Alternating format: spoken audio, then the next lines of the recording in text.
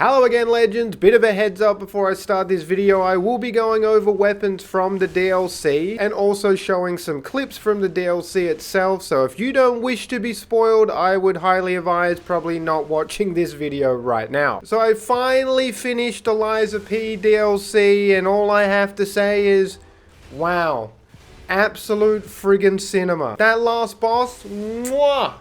Chef's kiss, baby. It was so friggin' good. But do you know what else is absolute cinema? Some of these advanced weapons that got added in with the new DLC. I really did feel like the game was lacking some variety when it came to those elemental weapons, and I'm happy to report that has now changed with the Lies of P DLC. So if you are new to the game, advanced builds are basically just elemental builds for anyone unsure what that stat actually does. Seeing as 90% of the weapons in the game do physical damage and physical damage only, I feel like a lot of people have probably avoided the advanced stat like the goddamn plague. So we do have 3 elements to choose from in Lies of P. We have fire, which is really strong against carcass enemies. We have electric, which is really strong against puppet enemies. And we have acid, which is really strong against human type enemies. Fire and acid are actual status effects that leave dots on the target when you damage them enough. And then electric, aka shock, when you apply it on the target, I'm pretty sure it just lets you do more damage to the enemy.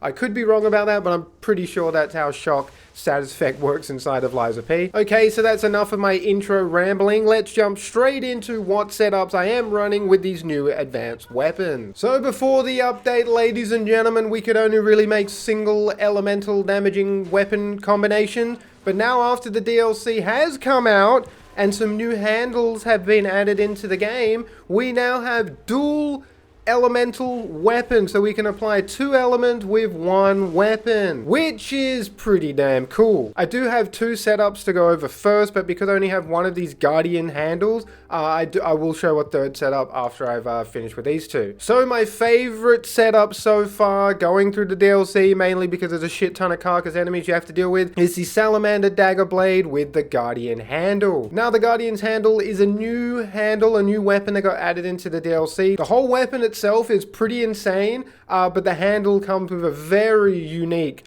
charge attack, and I think it works very well with the Salamander Dagger Blade. So the Salamander Dagger Blade might not be coming in with the most amount of damage, but it is very quick, so you're able to attack, you're able to recover after attacking very quickly, so you can parry or block. I have gone and put an advanced handle on both of these handles, mainly because we do want that fire attack scaling if you don't have the advanced handle. You will still have the fire attack, but you just won't get that extra damage bonus that you do get from putting points into the advanced stat. Now, even though the Salamander Dagger Blade isn't exactly a big blade, it still has pretty decent damage reduction rate at 45.5, so even if you're not the parry master you think you are, even if you're missing those parries or you're just guarding, you're not really going to be taking that much damage even though you're using quite a small weapon. For the Fable Arts, we have Ignite on the blade, which greatly increases fire attack temporarily. This is going to be our bread and butter. And then the other Fable Arts is Electric Discharge. This is literally Azura Comet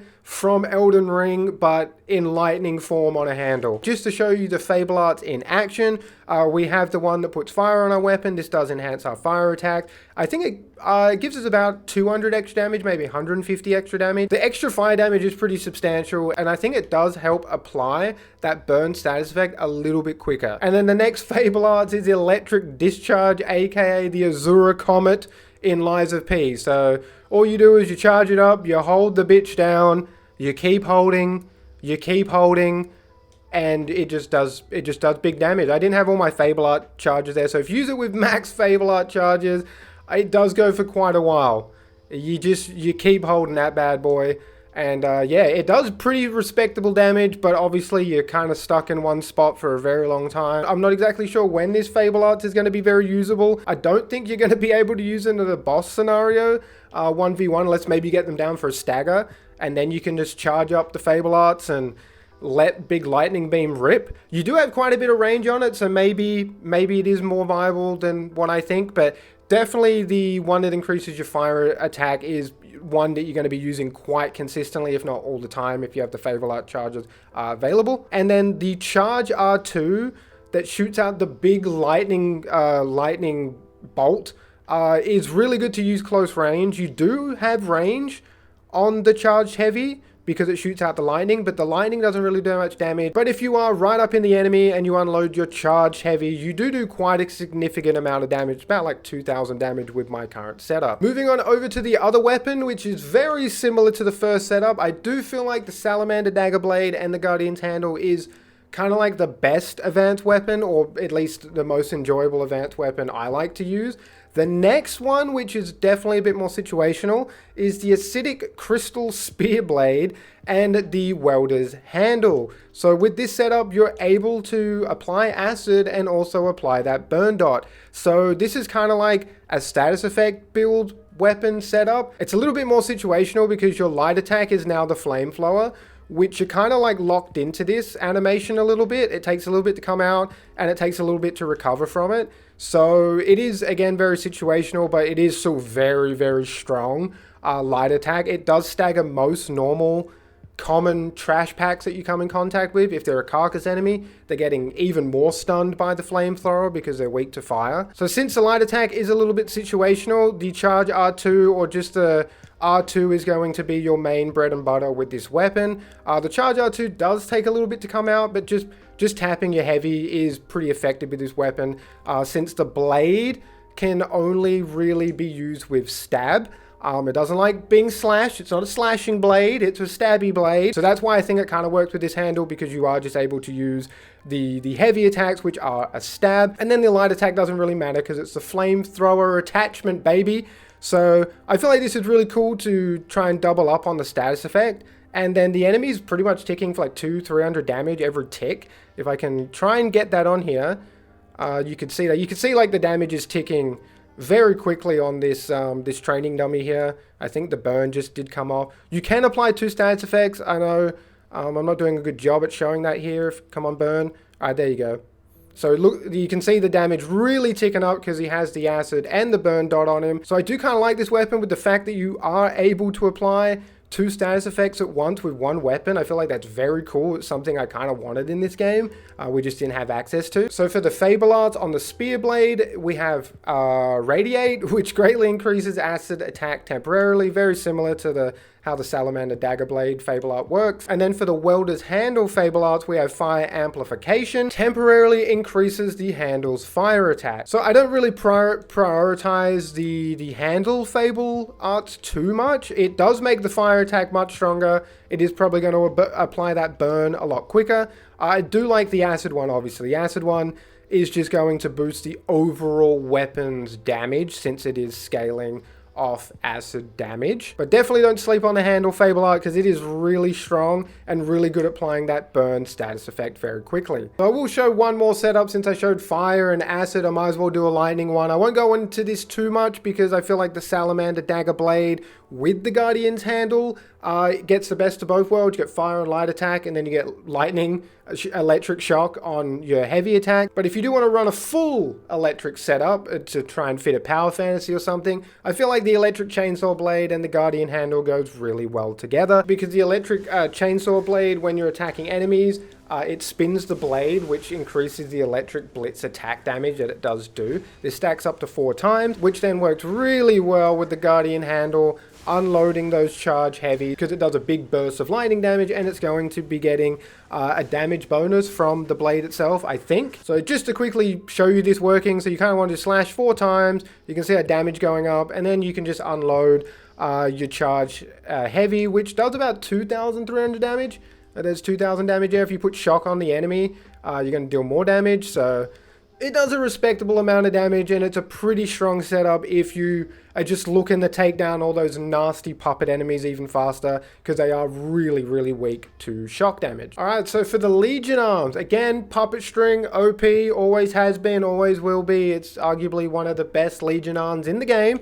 But I feel like because we are going for status effects, trying to apply element, I feel like to fit the power fantasy even more, the best Legion Arms to use in my opinion is if you're running the Acid Fire setup with the Spear Blade. I would use the full Minas, because then you can apply all elements at one given time. And then if you are using the Salamander Dagger Blade setup, you could use the Pandemonium Legion Arm, which is going to apply acid. You're going to shoot out a big line of it, and it's very easy to apply that status effect on target with this Legion Arm. You're going to be able to apply all 3 of those status effects on the enemy at one given time, which means they're getting more cooked than your nan cooks a chicken on a Sunday. One that I've been really enjoying though is Cataclysm. This shotgun goes so hard. It's fantastic for clearing up multiple enemies in front of you when you charge this bad boy up. But yeah, like I say in most of my videos, pretty much every Legion Arm is viable, so just use whatever you feel like using. Moving on over to the amulet. I do have the Puppet Destroyer amulet here, mainly because I'm fighting the training dummies and they are puppets, so I want to do as much damage as possible. So if you're fighting the Carcass enemies, put the Carcass amulet on. If you're fighting the human enemies, put the human amulet on. I do have the Extreme Modification amulet.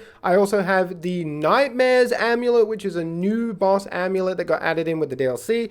This increases your attribute damage inflicted on enemies affected by the same attribute status ailment. That's a mouthful, but I think what this means is if the enemy has the burn dot on them, you're going to be doing more fire damage. If the enemy has the acid dot on them, you're going to be doing more acid damage. If the enemy has shock on them, I think you're going to be doing more lightning damage. I think that's how this amulet works. If it doesn't, please let me know, because man, I've been doing the wrong thing, and that if that's the case. I do have the Conquering amulet because I like parrying. If you are someone that likes dodging more, put on the Whirlwind amulet. I think they both give the same damage boost.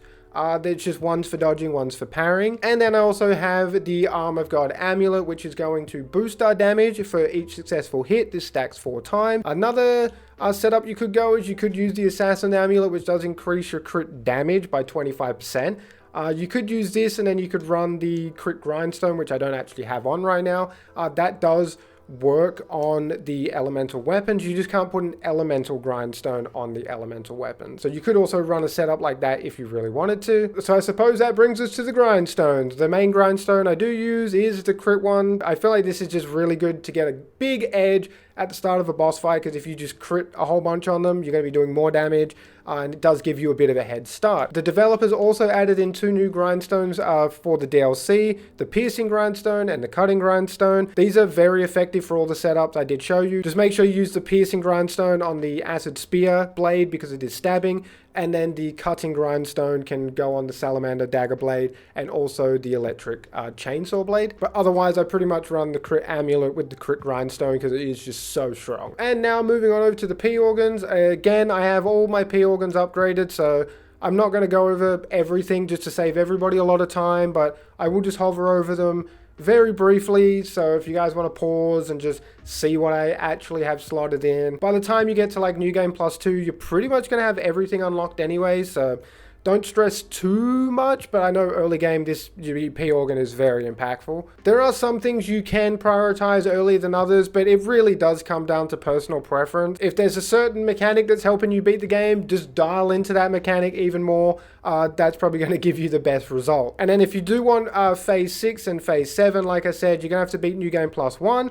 And then you're going to have to beat New Game Plus 2 to unlock the additional phases in the P-Organ. And then the developers also added in Upgrade P-Organ, which is just another way for you to spend quartz for anyone that has finished or completed their P-Organ and has nothing else to spend their quartz on. So here you go, you got a bit more of a grind to just go out and collect all those quartz again so you can then fill out all the upgrades. And that's basically it for the build video, guys. Hopefully this video did help you out. Are you guys using these advanced weapon setups? Are you using something different? Let me know in the comment section below. Not that there's too many advanced weapons in the game, but I am curious to see what you guys are actually running. But I really did enjoy the DLC. There are a few complaints to be said, but for the most part, it's just an extension of the game, and more of Lies of P is always good. Appreciate all the love and support as always, guys, and until next time, stay safe. Peace out.